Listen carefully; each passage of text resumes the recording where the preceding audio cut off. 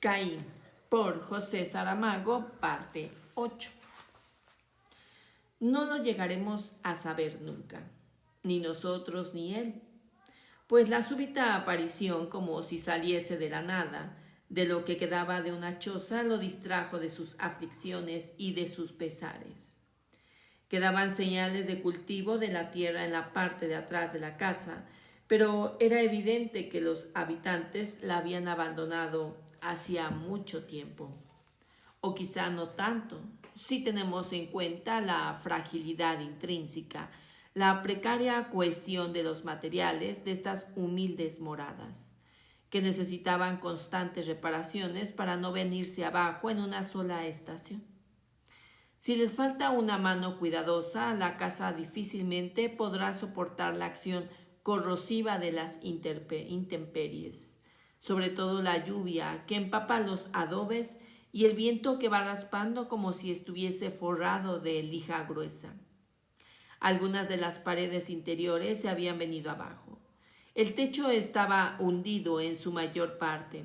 Apenas sobrevivía una esquina relativamente protegida donde el exhausto caminante se dejó caer. Casi no se podía sostener sobre las piernas, no solo por lo mucho que había caminado, sino también porque el hambre comenzaba a apretar. El día estaba llegando a su fin. En poco tiempo aparecería la noche. Voy a quedarme aquí, dijo Caín en voz alta, según era su costumbre, como si necesitase tranquilizarse a sí mismo. Él, a quien nadie amenaza en este momento. Él, de quien probablemente ni el propio Señor sabía dónde se encuentra. Pese a que el tiempo no estaba demasiado frío, la túnica mojada pegada a la piel le hacía tiritar. Pensó que desnudándose mataría a 2 pájaros de un tiro. Primero porque se acabarían los fríos, que grueso extendida no tardaría mucho en secarse. Así lo hizo e inmediatamente se sintió mejor. Es verdad que verse desnudo como había venido al mundo no le parecía bien, pero estaba solo, sin testigos, sin nadie que le pudiese tocar. Este pensamiento provocó en él un nuevo estremecimiento. No el mismo, no el que era resultado directo del contacto de la túnica mojada, sino una especie de palpitación en la región, una ligera rigidez que no tardó en desaparecer, como si se hubiese avergonzado de sí mismo.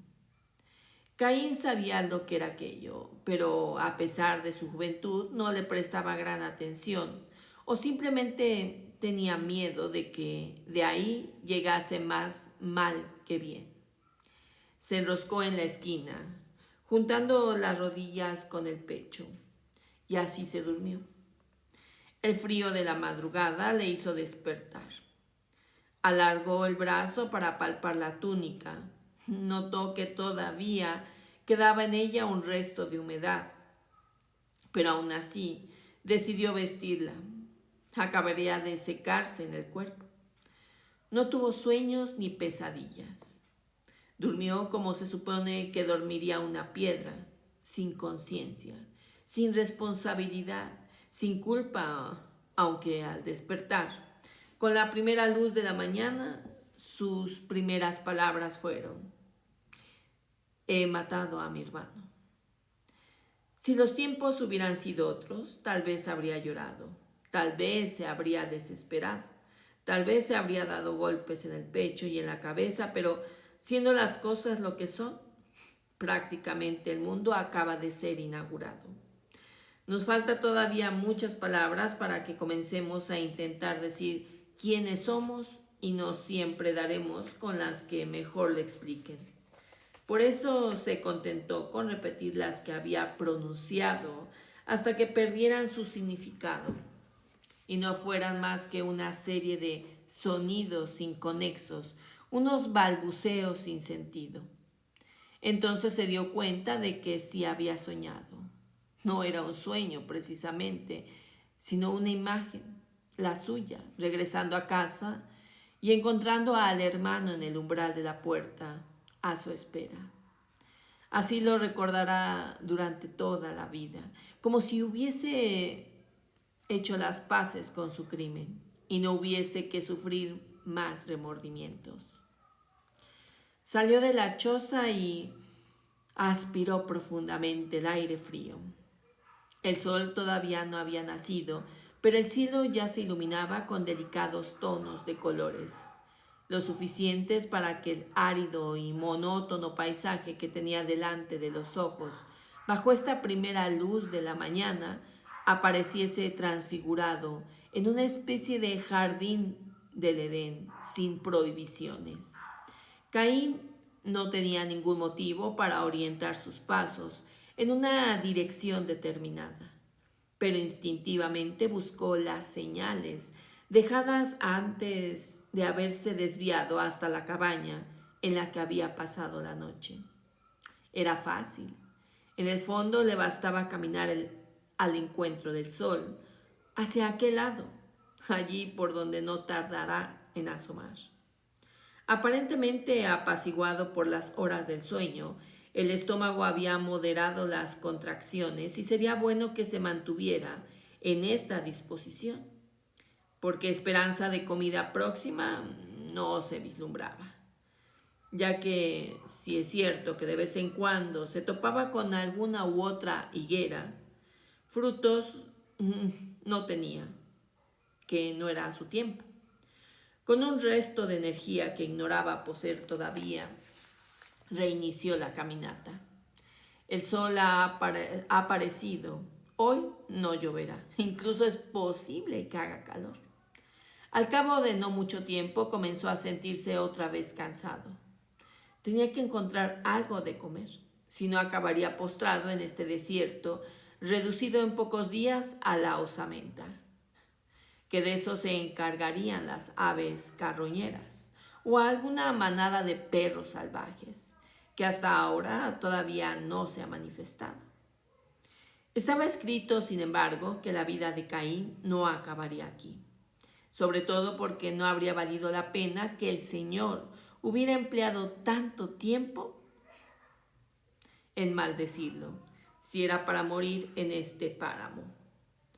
El aviso le llegó de abajo, de los fatigados pies que mucho habían tardado en descubrir que el suelo que pisaba era ya otro, desnudo de vegetación, sin hierbas o cardos que entorpecieran el andar. En fin, para dejarlo todo dicho en pocas palabras, Caín, sin saber cómo ni cuándo, había encontrado un camino. Se alegró el pobre errante, pues es norma conocida que una vía de tránsito, estrada, vereda o sendero acaba conduciendo más pronto o más tarde. Tal vez sea posible encontrar trabajo, techo y un trozo de pan que mate tanta hambre. Animado por el súbito descubrimiento, haciendo como se suele decir de tripas corazón, buscó fuerzas donde ya no las había y aceleró el paso, siempre a la espera de ver ante él una casa con señales de vida, un hombre montado en un burro o una mujer con un cántaro en la cabeza. Todavía tuvo que andar mucho. El viejo que por fin apareció ante él iba a pie y llevaba 2 ovejas atadas en una cuerda. Caín nos saludó con las palabras más cordiales de su vocabulario, pero el hombre no le correspondió. ¿Qué marca es esa que llevas en la frente?, le preguntó. Sorprendido, Caín preguntó a su vez, ¿qué marca? Esa, dijo el hombre, llevándose la mano a su propia frente. Es una señal de nacimiento, respondió Caín. No debe de ser buena gente. ¿Quién te ha dicho eso? ¿Cómo lo sabes?, respondió Caín imprudentemente. Como dice el refrán antiguo, el diablo que te señaló algún defecto te encontró. No soy mejor ni peor que los demás. Busco trabajo, dijo Caín, tratando de dirigir la conversación hacia el terreno que le convenía. Trabajo por aquí no falta. ¿Qué es lo que sabes hacer?, preguntó el viejo.